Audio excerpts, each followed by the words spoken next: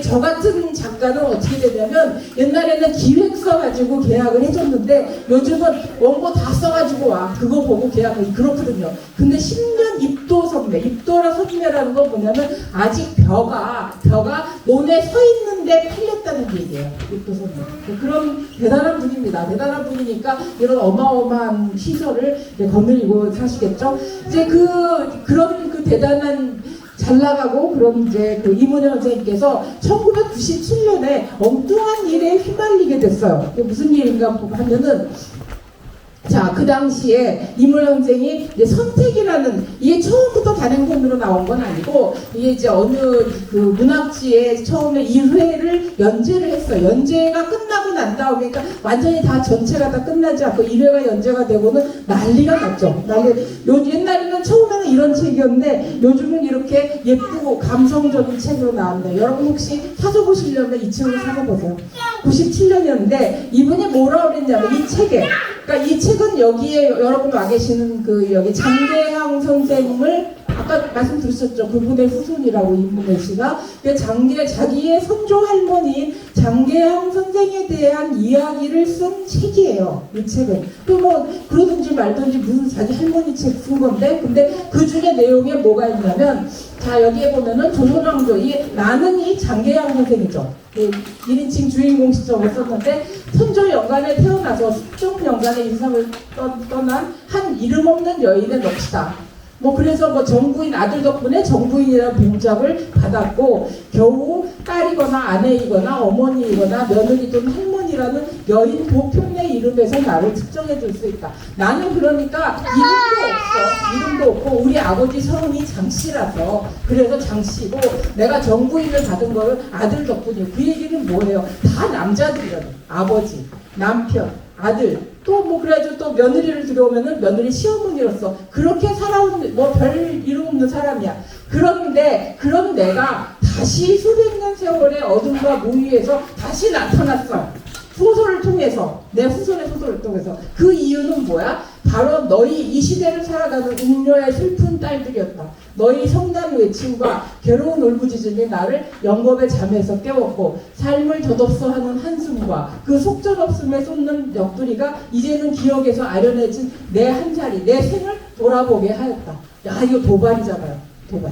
이건 뭐야? 이 시대를 사는 이 여자들 니네들이 하는 꼴을 보니까 내가 정말 참을 수 없어가지고 내가 수백 년 만에 다시 무덤에서 튀어나왔어. 그 얘기예요 지금. 그러니까 이게 멀쩡하겠습니까? 난리가 났죠. 1997년이에요. 이때 페미니스트들 여성단체뿐만 아니라 남성들까지 다 나서가지고 이문열 이 사람 뭐냐 반페미니즘이다 이렇게 해가지고 막 난리가 났었죠. 난리가 나니까 이문열 씨가 자기는 거꾸로 들고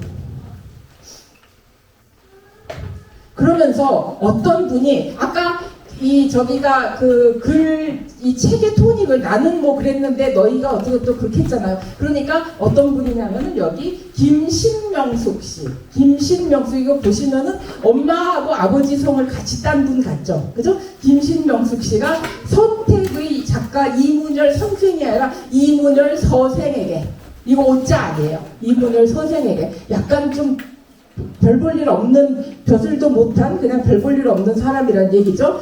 이문열 서생에게 한 조선조 여인의 일갈이라는 저기를 이프라는 아마도 잡지인 것 같은데 거기에 여름호에다 이런 글을 썼어요. 이문열 선생이 썼던 선택에 나온 그 말투와 똑같은 말투로 한 거죠. 내가 쓴 책을 보고 우리가 또 지적하지 않을 수 없는 것은 바로 너의 교활함이다. 이문열 선생에게 준 얘기죠. 개명된 세상에서 차마 페미니즘을 전면 부정할 수는 없었음인지 너는 내 책자가 반페미니즘 것으로 낙인 찍힌 데에 대해 심한 불쾌감을 표시하며 진지하고 성실하게 추구되고 있는 페미니즘에 저항할 논리는 이 세상에 없다. 다만 조속하게 이해되고 천박하게 추구되는 페미니즘을 비판할 뿐이다. 라고 얘기를 한 거예요. 이문열 선생님. 그러니까 더 난리가 난 거죠. 여기서 페미니즘을 주장하는 사람은 뭘로 된 거예요? 저속하게 이해되고 천박하게 추구되는 페미니즘을 이야기하는 사람이 돼버린 거예요. 그러니까 막 전쟁이다.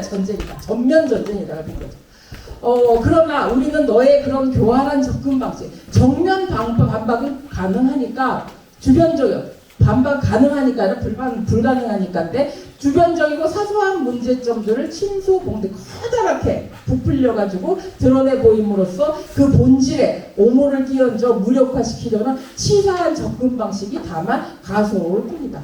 자, 이게 이런 전쟁이 이루어져가지고 한동안 굉장히 이제 신문에도 나오고 뭐 난리가 났었죠. 말썽이 있었던 시절이 있습니다. 그게 바로 이 선택에 대한 체계. 선택이란 책에 대한 거죠. 저는 이문열 선생의 마니아예요. 그래서 이문열 선생의 책이 나왔다. 그러면은 무조건 사서 봐요.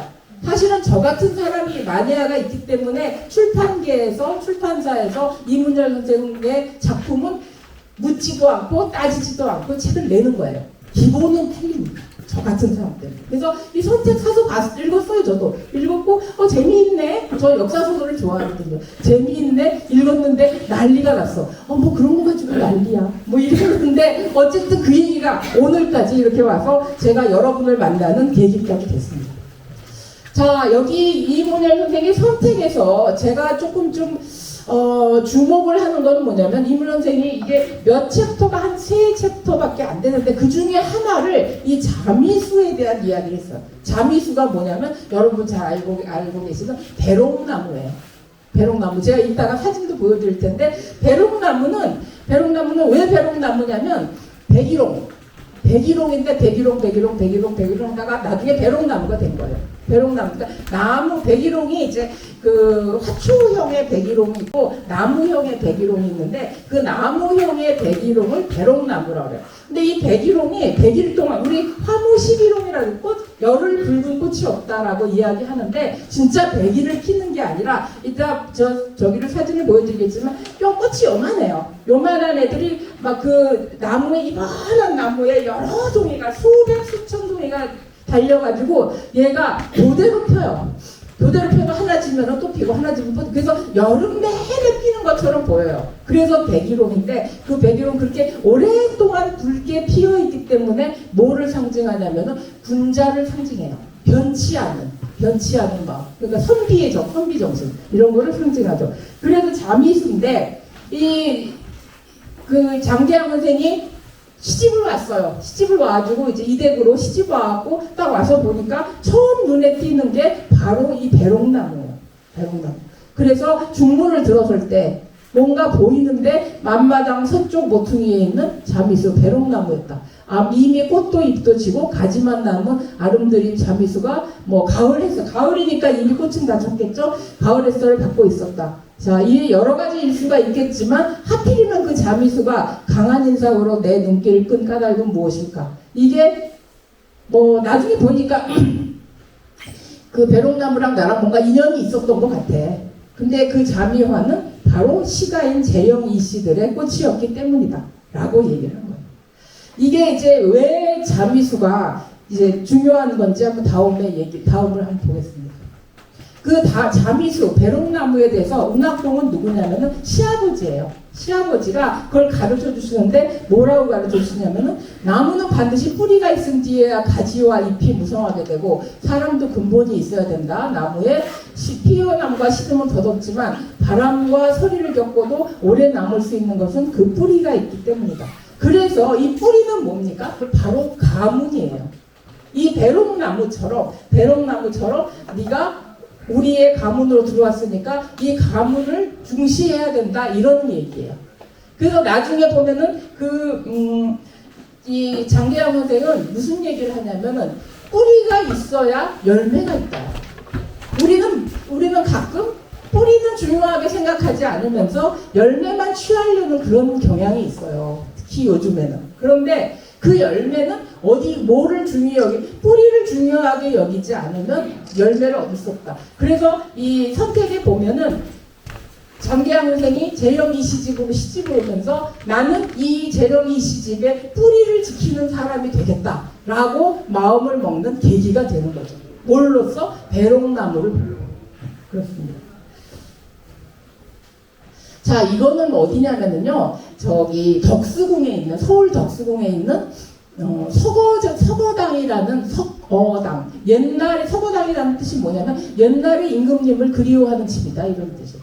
자, 이걸 제가 보여드리는 이유는 뭐냐면 여기서 선조임금, 임진왜란을 치는 선조임금이 임진왜란 끝나고 궁궐이 다 불타버려서 갈 데가 없잖아요. 그래가지고 여기 왕실의 개인, 그러니까 왕자의 후손들이 살고 있는 개인 집에 들어와가지고 이 집을 하나 빌려가지고 여기서 사셨어요.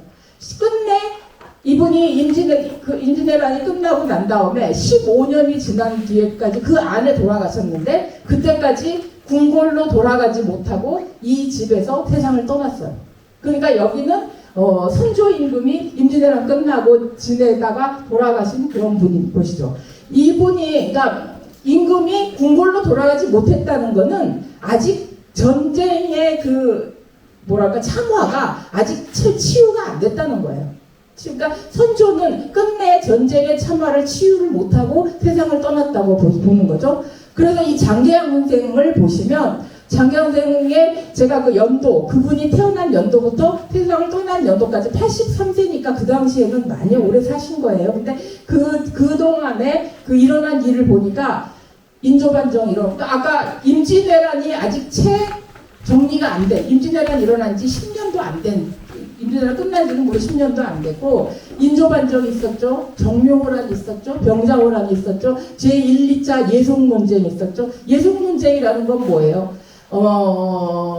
대비가 왕이나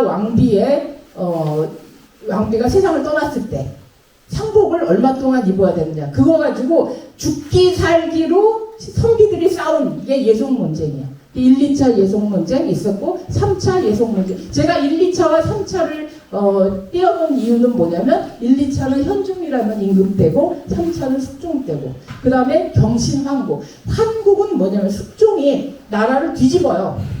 그러니까 이를테면은 남인이 그 당파 중에서 남인이 다 차지하고 있었어. 근데 왕이 어쨌든 무슨 사건을 만들어가지고 남인을 싹 다 쫓아내고 서인으로 다 등용을 해요. 그 나라가 뒤집히는 거죠. 환국. 그리고 조금 있다가 서인이 조금 득세해가지고 야 이제 우리 세상이 됐다라고 할 무렵에 숙종이 다시 또 환국을 해요. 서인을 싹 다 내쫓고 남인을 다시 등용을 해요. 그걸 4번을 했어요. 4번을. 그러니까 지금으로 하자면은 민주당이 정권을 잡고 있어. 근데 대통령이 민주당을 다 싹 딱 뒤집고 여당을 다 뒤집고 국민의힘을 전부 다 등용을 해. 국민의힘을 여당으로 만드는 거야. 그러다 국민의힘이 웬일이야? 왜 살판 났네? 야 우리 식구 다 데려와가지고 이제 너도 관리하고 너도 관리 다 했어. 그런데 몇 년 지난 다음에 싹 무슨 일을 트집을 잡아가지고 국민의힘을 다 내쫓고 그쪽 세력을 다 내쫓고 다시 민주당을 싹 다 데리고 와. 이런 식이에요. 이런 식. 그래서 경신환국까지 이제 살게 된 거죠. 그러니까 이거 보시면은요, 장계양 선생이 결코 평탄한 삶을 산 게 아니에요. 더군다나 사대부 집안의 부인이고 며느리잖아요. 어머니이고. 근데 전부 이게 거의 다 병자호란, 정묘호란 빼놓고 인조반정, 예송논쟁, 이 경신환국까지가 전부 사대부들의 전쟁이었거든요. 그 집안에서 결코 이분이 마음이 편할 리가 없었는데도 불구하고 이제 많은 일을 하신 거죠. 자, 장계양 선생의 선택. 이문열 선생이 이제 선택이라는 제목을 정한 거는 장계양 선생의 선택을 강조하기 위함이 아니었을까 하는 게 제 생각입니다. 장계양 선생의 선택을 보면은 가문에 대해서는 먼저 맹목적인 수능이 아니라 적극적 수용이다 이렇게 얘기했어요. 뭔가 다른 거 같으면서도 같은 거 같으면서도 다른 거 같은 게 다르죠. 그죠? 어쨌든 내가 이 가문에 이 집에 재령 이씨 집의 며느리로서 최선을 다하고 내가 여기에 충실하게 뼈를 묻겠다, 뼈를 갈아 넣겠다 라고 한 거는 똑같아요. 근데 그게 끌려가서가 아니라 나는 그렇게 하겠어. 그게 나의 본분이야 라고 했다는 거죠. 야, 정말 제가 여기 이걸 시작하기 전에 제일 먼저 걱정되는 게 성비. 여러분이 여성이 많은지 남성이 많은지 이걸 좀 생각을 하고, 근데 지금 보니까 이제 그렇게 섞여서 별로 걱정될 건 없는데, 이거를 듣고, 남성분들은, 야, 그래, 그래야 돼. 요즘은 남성분들도 그렇게, 이제 남녀로 가르는 거는 좀 시대착오적인 일인데, 야, 그래, 그래야 돼. 너 우리 집으로 시집 왔으니까 너 우리 집 사람이 돼야 돼. 여성분은, 뭐야, 나 아직도 우리 친정에, 뭐. 근데 저 같은 경우는, 예를 들자면 제가 장수황 씨인데, 파평윤 씨 집안으로 시집 갔어요. 시집갔는데, 파평윤 씨 집안의 얘기가 막 이제 잘 되면, 좋아하다가, 그래, 파평윤 씨 잘 됐다. 좋아하다가, 뭐야, 나는 황씨인데. 이런 생각이 들어요. 그리고 또 장수왕 씨 집안에서 뭐가 막 잘 되면, 좋다. 그러다가, 뭐야, 난 출가 외인인데. 이런 생각이 들죠. 그럴 때, 어느 쪽을 택해야 돼요? 파평윤 씨 쪽에 융성을 바라는 게 더 낫겠다는 생각을 하는 거죠. 장계양 선생 같은 경우는. 자, 그리고 남편에 대해서는 귀한 손님이다 이렇게 했어요.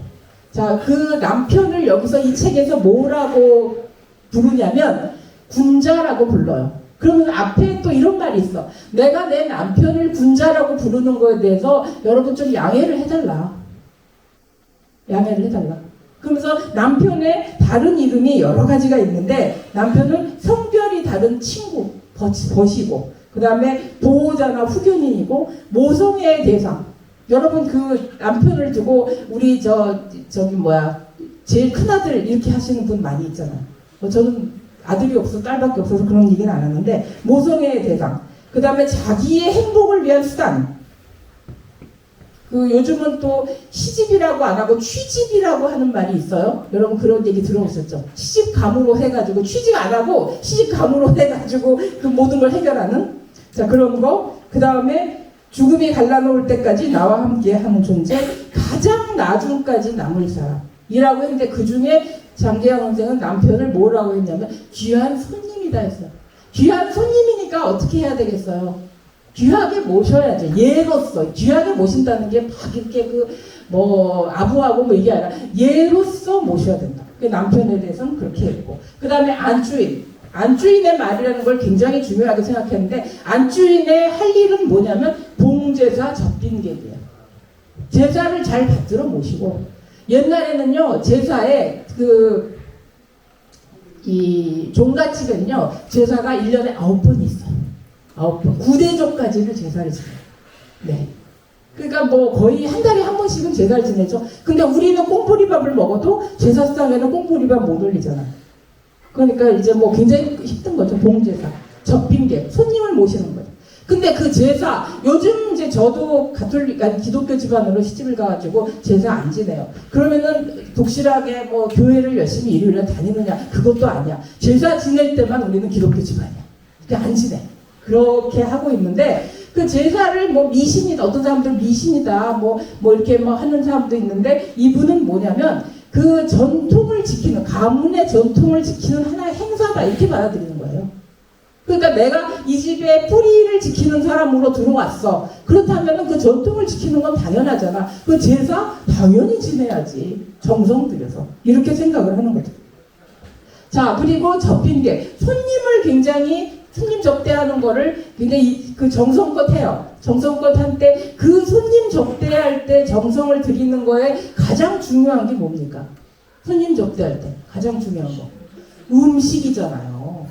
손님 접대할 때 여러 가지 생각을 해가지고 맛있는 거 이렇게 하다 보니까 노하우가 쌓이고, 내가 또 이 디미방에 나중에도 말씀드리겠지만 또 중요한 거는 뭐냐면 새로운 레시피가 많아요. 내가 요거를 이렇게 가지를 요렇게 했으면 좋겠다. 우리 어머니는 요렇게 묻혔는데 나는 그거 말고 요렇게 했으면 좋겠다. 새로운 레시피를 많이 개발을 했다는 거예요. 그게 어디서 나왔냐면은 바로 손님을 귀하게 여기기 위해서 한 그 접빈객의 노하우가 쌓여가지고 나중에 디미방이 됐다는 거죠.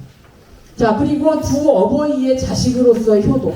두 어버이의 자식. 그건 뭐야? 자기 부모와 시댁 부모. 근데 굉장히 복잡해요. 친정만 해도 어머니가 어머니가 중간에 돌아가셨어요. 돌아가셔서 그 아버지 혼자 남잖아요. 그 아버지가 너무 불쌍해. 이 무난동녀 외딸이에요. 누가 며느리가 있고 그런 게 아니라. 그래서 이제 아버지를 남편한테 허락을 받고 내가 가서 아버지를 한 1년만 모시고 살다가 오겠다. 지금처럼 뭐 왔다 아침에 차 몰고 가서 저녁에 돌아오고 이렇게 할 수 있는 게 아니잖아요. 어쨌든 갔어. 남편이 허락을 했어요. 1년 모시고 있는 동안에 아버지를 장가를 드렸어요. 자기보다 10살 어린 어머니가 들어왔어요. 10살 어린 어머니가 들어오다 보니까 그 어머니를 가르쳐야 되는 거예요. 이 집안 살림을. 그래갖고 또 지체가 됐죠. 지체가 됐는데 그동안에 어머니가 임신을 했어요. 임신을 해가지고 그 임신해가지고 아기 낳으면 또 산구안해야 되죠. 그 아기가 그 장계양 선생보다 27살 연하의 아들이 천만다행으로 아들이 태어났어요. 어찌어찌 하다 보니까 3년 동안 친정에서 머물게 됐어요. 우리 이런 경우에 그 남편에 대해서 우리 뭐라 그래요? 그 옛날에 뭐라 그런 경우 부처님 가운데 도막이다 이렇게 얘기하잖아요. 그죠? 얼마나 남편이 참 좋은 사람이면은 부인이 별다른 큰 이유 없이 친정 가서 3년이나 돌아오지 않고 있는데 그걸 다 이해를 했다는 거 아니야. 그거에 대해서 그리고 그 사이에 아버지가 또 세상을 떠났어요. 아버지가 막 70세야. 그 어머니는 젊지만 나보다 10살이 어리지만 그래서 아버지가 돌아가셨는데 동생이 그 당시에 둘인가 그렇게 있어요. 그 동생들을 어디 오고 갈 데가 없잖아요. 동생 그 젊은 어머니와 그러니까 친정 어머니와 그 어린 동생을 데리고 친정으로 또 데리고 왔어요. 그래가지고 거기서 또 같이 10년을 살았어요. 10년을 산 후에 애들이 좀 크고 좀 자리가 잡힌 다음에 이제 친정으로 돌아갔는데 그런 거를 보고 그 아들이 뭐라 그랬냐면은 그 아버지가 좋은 점도 있지만은 아버지가 그 어머니의 지극한 정성에 감탄해서 그런 결정을 내렸을 것이다 라고 이해를 하죠. 그리고 어머니로서는 어떻게 했냐면 아이들한테 먼저 존귀한 것이 있음을 가르쳐라. 불효와 역적과 폐륜이 모두 존귀함이 있음을 배우지 못한 데서 나오느니라. 존귀함. 그죠? 품위와 교양과 겸손과 이런 거죠. 지금으로 하죠. 존귀함. 사람 귀한 줄 알고. 뭐 내가 조금 산다 그래가지고 남 무시하고 뭐 우습게 보고 뭐 돈 좀 있다 그래가지고 뭐 우리 제가 좀 험한 말로 하면 돈질하라고 이런 사람들 많은데 그거 하지 마. 존귀하게 살아. 중요한 거는 교양과 품이야. 저 가장 중요하게 생각하는 거 교양과 품이야. 자, 전쟁을 치르면서 병자호란 치렀잖아요. 어마어마한 그 병자호란은 그냥 전락만 치른 게 아니라 전국토가 폐허가 된 것이 뿐만 아니라 우리가 치욕적인 항복을 했잖아요. 그때 뭐라 그랬냐면 내가 병기와 군량을 댈 터이니 이게 뭐 누구한테 한 말이냐면 동네에 있는 젊은 사람들 모아놓고 한 얘기예요. 젊은 사람들을 모아놓고 내가 이제 너희에게 병기와 군량을 낼 테니까 너희는 충의로 일어나서 남한산성의 외로움에 애우는 뭐예요? 포위당했죠. 포위당에 당해 계시는 임금님을 구하라. 아 정말 멋있잖아요. 그죠? 그 여성 군자라는 말이 정말 나오는 정말 그런 얘기죠. 이게 장계양 선생의 선택의 일부입니다. 만년의 장계양 선생은 모성의 확대라는 건 내가 이제 할머니가 되어서의 얘기예요. 자식이 10남매예요. 자식이 10남매인데 그 중에 둘은 전처, 이 제취로 들어가셨는데 전처의 자식이에요. 시집을 19살에 시집을 가보니까 아들이, 그러니까 자기 아들이 아니라 전처의 아들이죠. 전처의 아들이 6살인데 아직까지 배우지도 못하고, 왜냐면은 옛날에는 그 아들 손자는 누가 가르치냐면 아버지나 할아버지가 가르쳐요. 그런데 아버지나 할아버지가 지금 뭐 부인이 죽고 며느리가 죽고 난리고 집안이 풍파악선되니까 이 어린 손자를 가르칠 겨를이 없는 거야. 겨를이 없는데 알아보니까 심리 밖에 어린애들을 가르치는 서당이 있어요. 19살의 장계양 선생이 그 애를 업고 심리를 다니면서 그 애가 동몽선습을 배울 수 있도록 가르쳤대요. 대단하시긴 대단하죠. 네? 그렇죠? 자, 그래서 모성의 역대 그렇게 하다가 그런 애 10남매를 키웠어요. 10남매를 키워서 그 중에 둘은 전처자식, 그 다음에 그래갖고 아들이 7, 딸이 3. 그렇게 해갖고 아들도 그 시대에 아들도 많이 나셨어요. 네, 다복하신 분이죠. 네, 그래가지고 10남매를 키우고, 그러고는 다 뭐 시집장가 보내고, 그러고 나니까, 이제 그 모성이 그 외, 자기 자식들 외로 이제 퍼져나가는 거죠. 그리고 아침이면, 새벽이 일어나면은 비복들, 하인들을 풀어가지고, 야, 동네 한 바퀴 돌고 와. 동네 한 바퀴 돌면서 뭘 보냐면, 굴뚝에 연기가, 그러니까 아침이면은 전부 아침밥 짓는다고 불을 떼니까 굴뚝에 연기가 나야 되잖아요. 근데 굴뚝에 연기가 안 나는 집이 있는지 보고 와. 연기가 안 난다는 건 뭡니까? 식량이 없어가지고 양식이 떨어져서 밥을 못 한다는 얘기잖아요. 그 사람들을 뭐를 하냐면 그 집에 쌀을 갖다 주는 게 아니에요. 데려다가 일을 시켜요. 일을 시켜가지고 품삯을 주는 거죠. 품삯. 왜? 그냥 돈 주면 부끄러워할까봐 데려다가 일을 시키고 적당한 일을 만들어서 옛날 일이야 많죠. 마당 쓰는 것도 일이고 그야말로 거미줄 치는 것도 일이고 다 그렇게 하고 난 다음에 쌀을 이제 먹을 걸 줘. 그렇게 해가지고 모성의 확대라는 거는 이 집안의 할머니로서가 아니라 그 말하자면 지역사회의 할머니로서의 역할까지 했다는 거예요. 그리고 음식 디미방. 아니 음식 디미방이라는 멋있는 한글로 쓰셨어요. 한글 제목이 있는데 왜 그 할아버지는, 그 남편 할아버지는 규곤시의방이라는 그 어려운 한자를 거기다 왜 쓰느냐고. 규곤시의방이라는 거는 뭐냐면 여자들에게 주는 음식방. 근데 저는 이 음식 디미방이라는 말이 굉장히 철학적인 제목이라고 생각해요.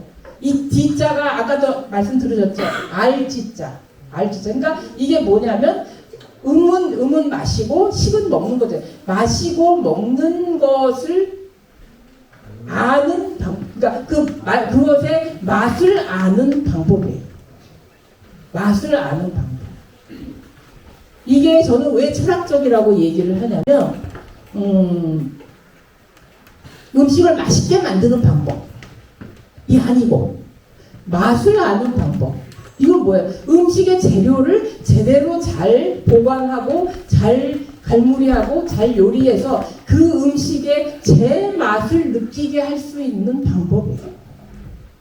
흰 빨래는 희게 빨고 검정 빨래 검게 빨아. 노래 제목도 있지만 신 음식은 시게, 단 음식은 달게. 그 재료 본연에 저는 그렇게 받아들였어요.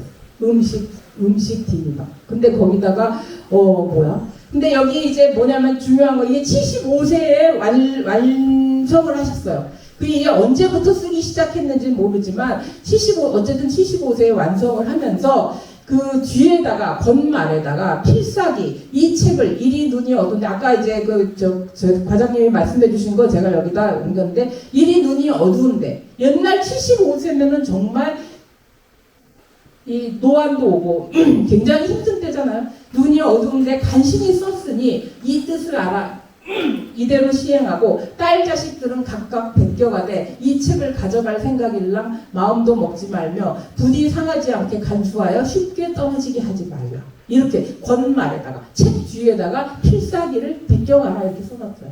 이거를 가지고 현대의 학자들이 이분이 거기에 나온 레시피가 공개되지 않게끔 그 레시피를 말하자면 저작권을 보호하기 위해서 이렇게 했을 것이다 라고 해석하는 학자도 있어요. 근데 그거는 이분의 뜻을 왜곡하는 거예요.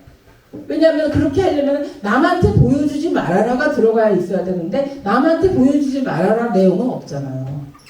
다만 이 책이 멸실되거나 없어지거나 그럴 수가 있으니까 원본은 원본대로 보존하고 필요한 사람들은 베껴가라 이런 얘기예요. 원본 보존. 그렇기 때문에 오늘날까지 이 책이 남아있을 수 있는 거죠. 그리고 또 자기가 이렇게 옛날에는 주로 필사를 했어요. 왜냐면 인쇄를 그렇게 인쇄본이 그 당시만 해도 흔치 않기 때문에 필사를 해갔는데, 그래서 자기가 또 필사를 하면은 필사하는 도중에 또 머릿속에 들어오고 또 애착을 가지고 여러분 중에 이제 저 때만 해도, 이 라떼 이야기하면 안 되는데, 저 때만 해도 학교 다닐 때 선생님이 딱 들어오잖아요. 영어 선생님도 그랬던 것 같아요. 왜 그랬나 몰라. 영어 선생님도 이쪽 칠판에서 이쪽 끝에서부터 저쪽 끝까지 쫙 아무 얘기도 안 하고 막 써. 막 써. 그럼 우리는 그냥 그냥 공책에다 받아 쓰는 거죠. 필기 시간이 한 50분 수업이다. 그럼 한 20분은 필기를 해요. 그 영어를 왜 그렇게 가르쳐? 영어를. 근데 놀라운 건 뭐냐면 한 번 내 손으로 쓰면 머리에 더 많이 들어간다는 거죠. 네, 그래서 어쨌든 이렇게 필사하게. 여기 딸 자식들은 이 디미방을 쓸 때 이분이 따님이 3명이 있었는데 그 중에 2는 이미 세상을 떠났어요. 옛날 애기 낳다가 많이 죽잖아. 애기 낳다 죽고 뭐 이렇게 저기 바깥에 보면은 그 따님의 무덤에서 출토된 그 옷들이 전시가 돼 있는데 어쨌든 먼저 앞세웠어요. 앞세웠는데 그럼 딸이라고 딱 하나 나왔는데 딸 자식들이라고 돼 있잖아요. 이 딸 자식들은 뭐냐면 손녀딸, 자기 딸도 있지만 손녀딸, 조카딸, 조카 손녀딸 뭐 있잖아요. 주로 그런 사람들까지 다 포함하는 거죠. 자, 그 권두에는 한시가 있어요. 이게 또 굉장히 아름답죠. 시집 온 지 3일 만에 부엌에 들어 손을 씻고 국을 끓이지만 시어머니의 식성을 몰라 어린 소녀를 보내어 먼저 막독에 하나. 한시.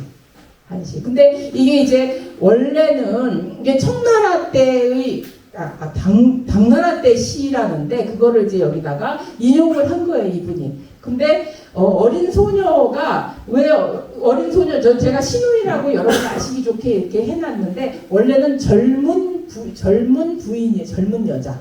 왜 그렇게 됐냐면 여기에 시어머니가 있잖아요. 시어머니가 그 한자로 고자를 써요. 계집여자의 옛고자. 여자가 오래되면은 시어머니가 되는 거예요. 계집여자의 옛고자. 그런데 며느리가 한자로 소고래요. 소고. 저도 이번에 처음 알았는데, 그러니까 작은 시어머니가 신우인 거예요. 야, 이게 신우의 시자도 싫어할 그 이유가 있을 것 같아. 그래서 근데 똑같은 고자가 들어가는 것을 피하기 위해서 여인을 나타내는 부자를 썼다. 그래가지고 거기는 근데 사실은 신우이를 보내서 이 굉장히 철학적인 얘기잖아요.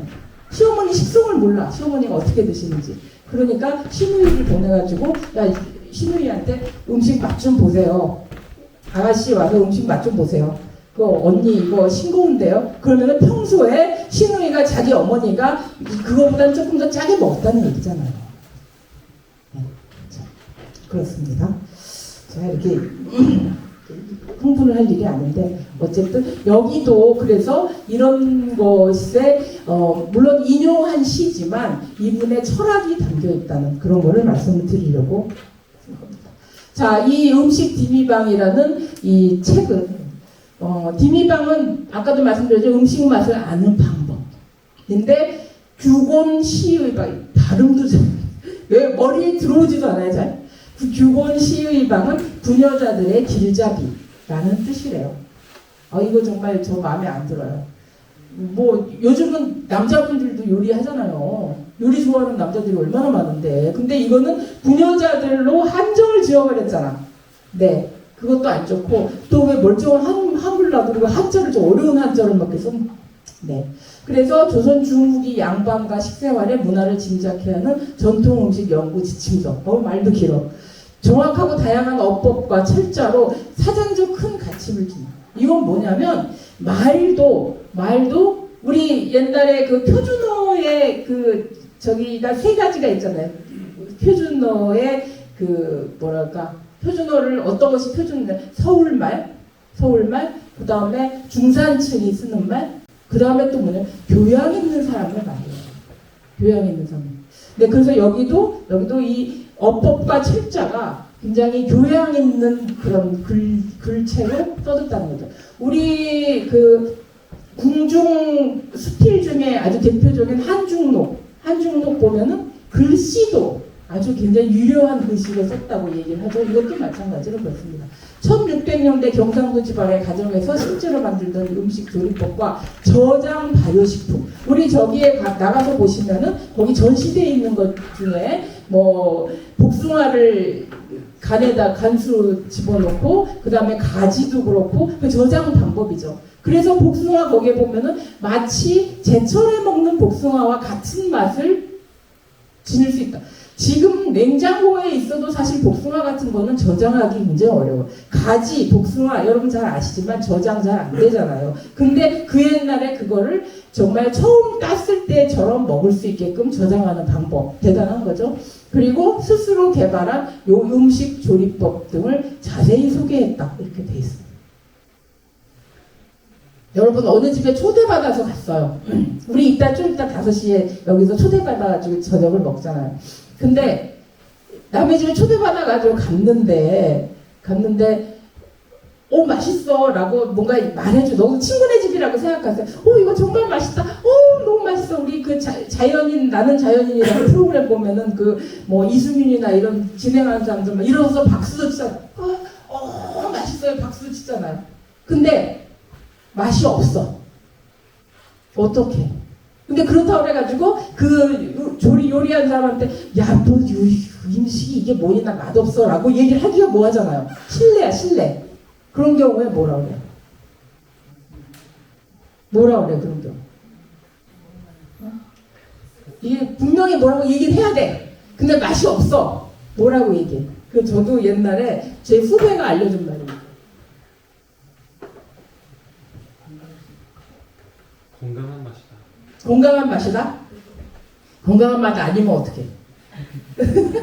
건강한 맛 아니면 어떡해? 먹을만하네. 먹을만하네? 그럼 그게 뭐야? 뭐 그럴 수도 있어요.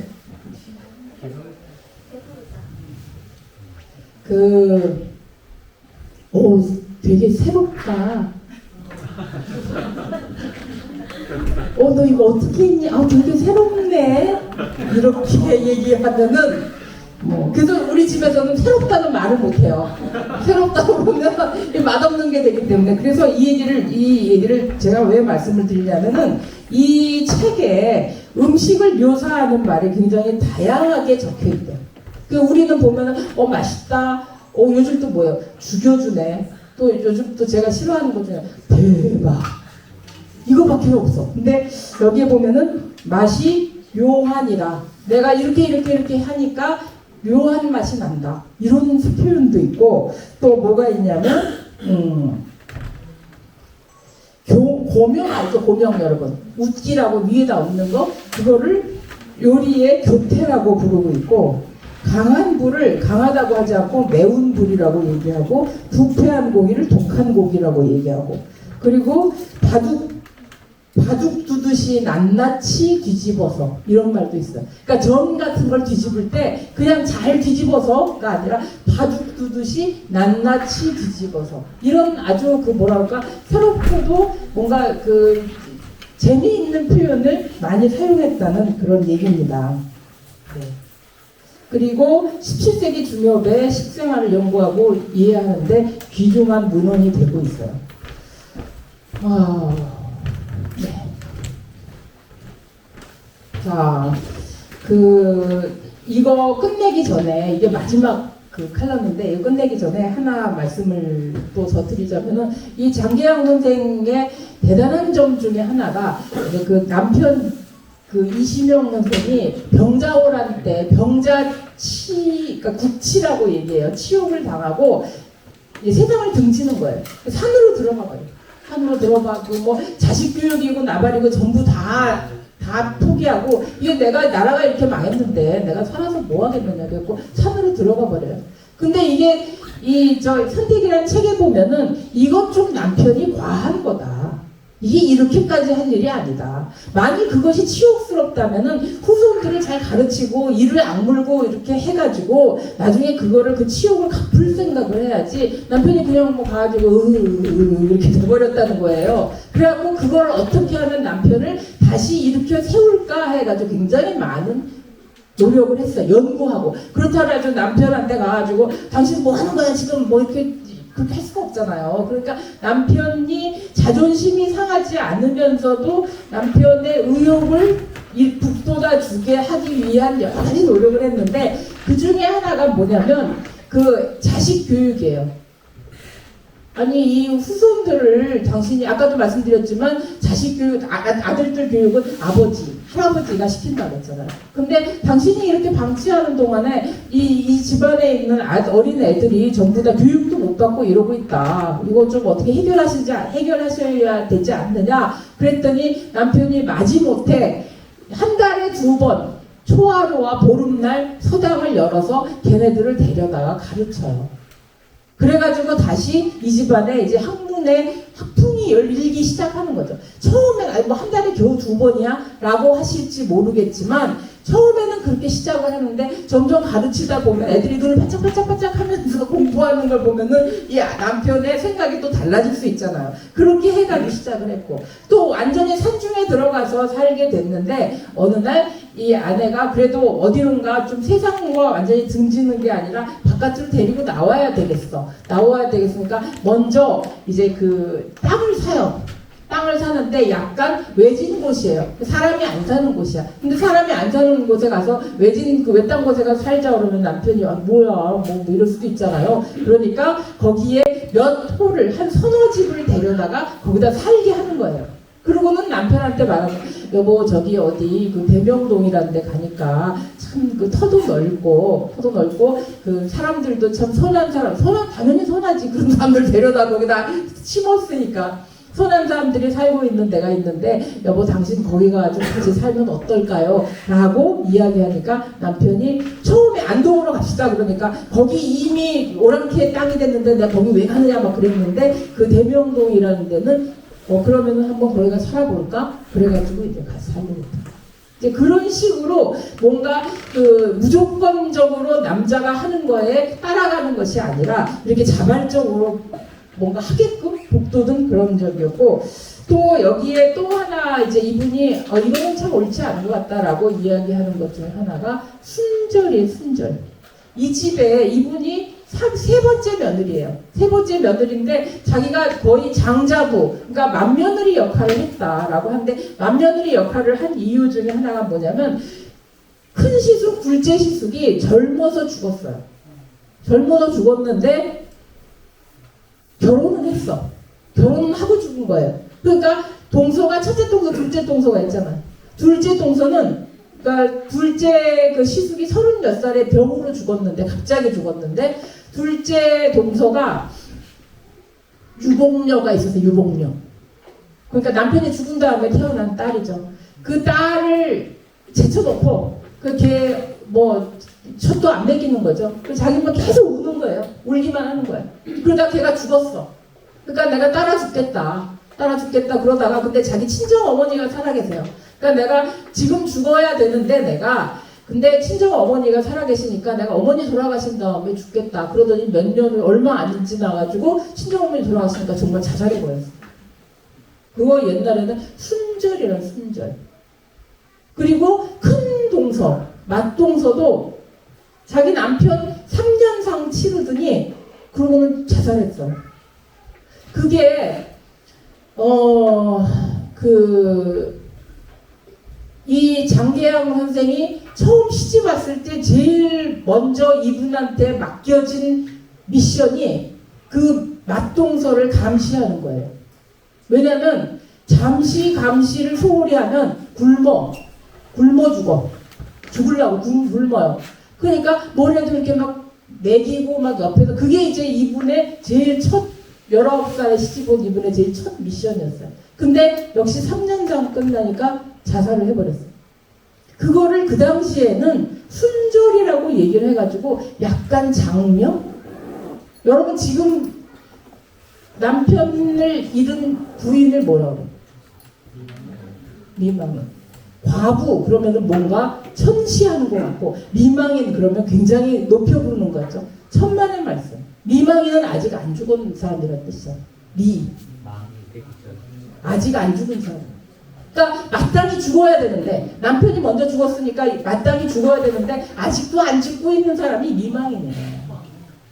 그러니까 여러분 미망이라는 말을 이제 쓰시면 안 되는 말이에요. 자기 인생 자기가 사는데 왜 미망이래. 근데 이 당시에는 이렇게 순절을 약간 뭐랄까 장려하는 분위기였기 때문에 미망인이란 말이 쓰이죠. 이 부인이 빨리 죽어야 되는데 남편 따라가야 되는데 아직도 안 죽고 있어? 일명. 그 3년 친정에서도 약간 장려를 했고 옛날 병자호란 얘기 나오죠. 병자호란 때 우리나라에 그 양갓집 그 부인들을 인질로 끌고 갔어요. 이 끌고 가가지고 청나라에서 조금 있다가 뭐가 있냐면 인질 그 협상을 해오는 거죠. 돈 가지고 와서 데리고 가라. 그래갖고 이제 저 양반집에서 안 데리고 올 수가 없어요. 왜냐면 집에 체면이 있잖아. 저 집은 돈 아까워서 마누라를 아직도 저 청나라에 두고 오랑캐손에 두고 있댄다. 이런 얘기 들으면 안 되니까 돈을 짊어지고 가서 데리고 와요. 데리고 오는데 그런 사람들을 뭐라 그러죠? 환향녀. 고향에 돌아온 여자예요. 근데 그게 이제 지금 바뀌어가지고 환양년이 돼버렸죠. 아주 여자에게 하는 최악의 욕이에요. 환양년. 근데 그래서 이제 사회 문제가 되니까 조정에서 4대부 집에서 이혼 금지. 이혼 못하게 했어. 왜냐면 그 여자들을 수용하라는 거죠. 그 부인들을. 그리고 저기 북쪽에서 오는 저 홍제천에다가 이제 이 물을 건너올 때 몸을 씻고 와라. 그러면 그 북쪽에서 있었던 그 모든 일을 다 그냥 넘기겠다 그런 얘기예요. 그 북쪽에서 무슨 일이 있었는지 알 수가 없어. 그래갖고 이제 국가에서도 그 부인들을 그렇게 해서 그게 그 부인들의 잘못 아니잖아요. 그래 왔어. 근데 이제 데리고 와서 안방에다 데려다 놓고 남편들이 가서 얘기하는 거죠. 여보게 우리 가문에서는 자네만 믿네. 그리고 손에 뭘 쥐어줘요? 은장도를 쥐어줘요. 그러던 시기에 병자호란 자결을 하는 거죠. 그러면은 그 나라에서 뭘 내려줍니까? 그 정령운이라고 해가지고 이 집은 굉장한 그 절개 있는 부인이 난 집안이다. 그렇게 해가지고 그 자살한 사람들에게 칭찬을 하는 그 문을 내려줘요. 그럴 때 이 장계양 선생은 이거 옳지 않다. 약간 이거를 뭐라고 표현했냐면은 약간 그 시차를 둔 정사다 이렇게 이런 말이 나와요. 이 선택에 시차를 둔 정사라는 건 남녀가 좋아 죽겠는데 이루어질 수 없을 때 뭐 여러 가지 이유에서 이루어질 수 없을 때 한꺼번에 여기 죽어버리니까 그냥 죽는 게 정사잖아요. 뭐 혈액탄에 빠져 죽은 사람도 있고 뭐 옛날에. 그런데 시차를 둔 정사다라고 하는데 약간 무책임한 일이다. 왜냐하면은 자식도 있고 이 큰 동서 같은 경우는 자식이 5인가 있었어요. 그 다 죽었으니까 순절했으니까 누가 키워요? 이 장계양 선생이 다 키웠지. 그랬어요. 네, 그래서 순절에 대한 그러면서 이제 하는 얘기가 뭐냐면 나는 순절할 이유가 없었어. 왜냐면 남편이 일찍 죽은 것도 아니야. 남편이 막 바람 피워가지고 뭐 이렇게 해서 막 그냥 분해서 죽어야 되고 이런 것도 아니야. 그 남편이 끝까지 나랑 같이 살았으니까 난 순절할 이유가 없는데 그런데 그냥 나는 순절은 별로 좋은 것 같지 않아 라는 이야기를 했죠. 이제 저 종합하자면 사실은 이 장계양 선생은 부모복, 남편복, 자식복 다 타고난 분이에요. 그 셋째 아들이 이조판서가 돼가지고 사원부 대사원이었다가 이조판서까지 올라가가지고 그래서 그 덕에 이분이 정부인으로 이제 저기를 품계를 받았고 그 다음에 그 셋째 아들이 나중에 어머니의 행장을 자세하게 기록해서 그게 이제 이 선택의 저본이 된 거죠. 그 아들은 이현일이라는 분은 정말 대단해가지고 이제 이 어머니가 돌아가신 다음에 이조판서가 됐는데 고향이 이은천이잖아요. 여기서부터 한양 도성으로 가는데 야 너 이제 저기 벼슬을 줄 테니까 올라와라. 도성으로 가는데 광주 쪽으로 이렇게 가요. 강원도에서 이제 올라가니까 그런데 광주에 열흘에 걸쳐가지고 열흘 동안에 광주로 가는데 그 동안에 3번을 승진을 했대. 그러니까 처음에는 사원부 대사원으로 출발을 했는데 가는 동안에 승진 벼슬이 또 내려오고 가는 동안에 또 승진 벼슬이 내려오고 도성에 도착하니까 이족 판서가 되어 있더라. 이런 전설적인 사람이에요. 아들, 셋째 아들. 그 셋째 아들이 이제 이런 거를 기록을 남긴 거죠. 자, 그래서 여러분, 자, 이거를 이제 다 제 얘기를 들으시고, 그 다음에 소설, 선택에 대한 평가. 제가 한마디만, 5시간 조금 넘었는데 한마디만 더 하자면, 여러분, 일본 소설 보면 드라마로도 많이 나왔는데, 오싱이라고, 오싱. 그 사람은 어렸을 때 찢어지게 가난해. 막 아주 일생 고난을 겪고 그러고는 나중에 성공을 해요. 성공을 해가지고 부자가 되고 뭐 이런 아주 정말 남편도 속색여, 자기 오빠도 속색여, 시어머니도 속색여, 아주 속 안 새기는 사람 없이 그렇게 했는데 그런 사람이 여자들은 이렇게 살아야 돼 라고 이야기하는 것과 그 다음에 이렇게 평생 아버지도 잘 만나, 남편도 잘 만나, 아들도 잘 만나 이런 사람들이 여자는 이렇게 해야 돼 라는 것과 조금 좀 말빨이 조금 안 먹힐 것 같긴 해요. 네, 그렇죠? 네, 뭐 그런 얘기도 있잖아요. 우는 애기를 봐야 진짜 애기를 보는 거지 땅콩밥과 웃는 애기 보면 애기 보는 것도 아니다 이런 얘기였는데 자 그래서 어쨌든 간에 여러분께서 나중에 기회 있으시면 아직 이거 안 읽어보신 분들은 제가 책장들은 아닙니다만은 한번 읽어보시면 여기에 그 장계영 선생의 일생과 함께 또 이문열 씨의 여성관도 많이 들어가 있어요 사실은.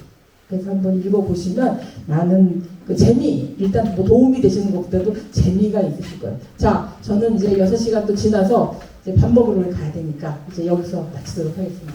네, 감사합니다.